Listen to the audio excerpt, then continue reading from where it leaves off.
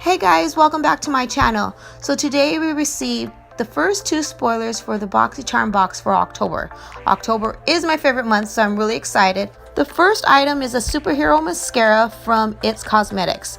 Now the picture that was released by BoxyCharm does look like a sample size, so I'm not really sure what size we're going to receive, but I will definitely let you know.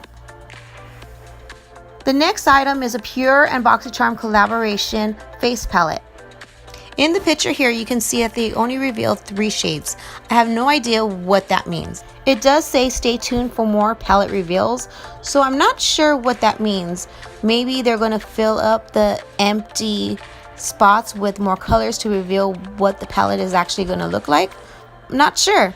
Let me know your thoughts.